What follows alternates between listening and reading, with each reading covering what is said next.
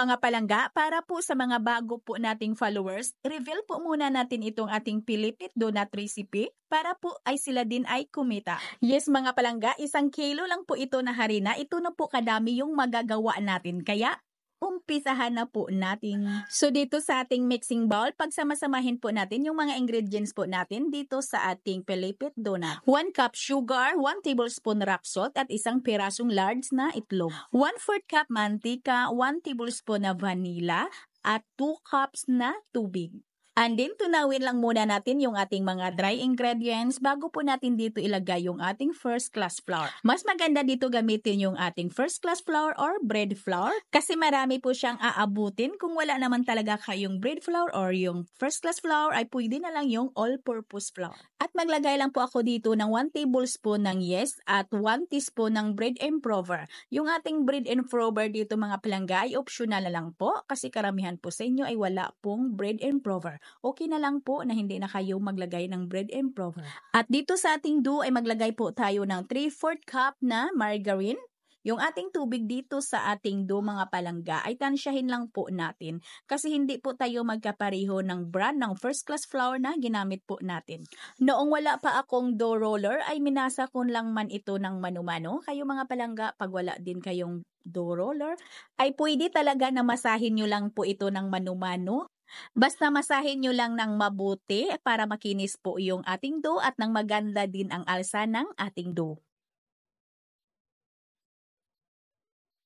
At pagkatapos ko po itong dinaan sa aking dough roller ay pinutol ko lang po ito ng 34 to 35 grams lang. At depende na yan sa inyo mga palangga kung ilang gramo po yung gusto po ninyo na putol po dito sa ating dough at kung magkano po ang inyong bintahan. Kayo'y magkusting lang bago po kayo magbinta. Dito sa aking 1 kilo na harina ay nakagawa po ako ng 56 na piraso sa tag 34 to 35 grams. At pagkatapos ko po itong putulin ay idiretso ko na po ito pahabain lahat.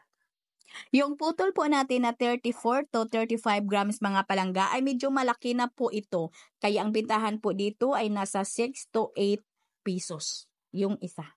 At pagkatapos kong pinahaba ito lahat ay diretso ko na po ito pilipit.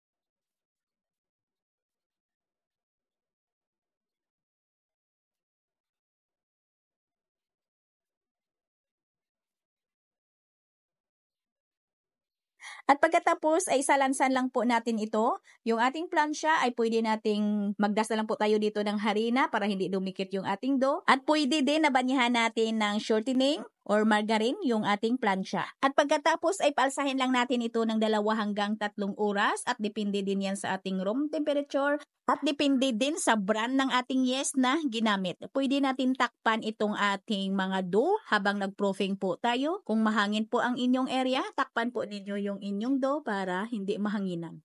Kaya na mga palangga, pagkalipas ng 2 oras at kalahati, yung aking dough ay pwede ko na pong lutuin dito sa mainit na mantika. At nang mainit na po yung aking mantika, ay saka ko na po pinahinaan yung apoy ng ating kalan para po hindi mabigla ng pagkaluto yung ating pilipit at para hindi din masunog. At nang lutong-luto din yung loob.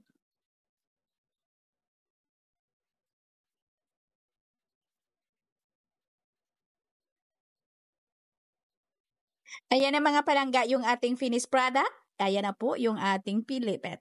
Pwede tayo ditong maglagay ng margarine. Pwede natin itong banyahan ng margarine at saka yung asukal. At pwede na asukal na lang po. Depende na po yan sa atin. Itong tinapay na ito ay marami po itong pangalan eh. Pilipit, Shakoy, Bitchokoy. Dito sa amin ay Bitchokoy or Pilipit. Ayan, sana may natutunan at sana ay makagawa din kayo nito para din kayo din ay kumita. Sana nagustuhan po ninyo yung video natin for today. Magkita-kita po tayong muli. Ito pong inyong lingkod, Kainday Tinapay. Maraming salamat at bye-bye!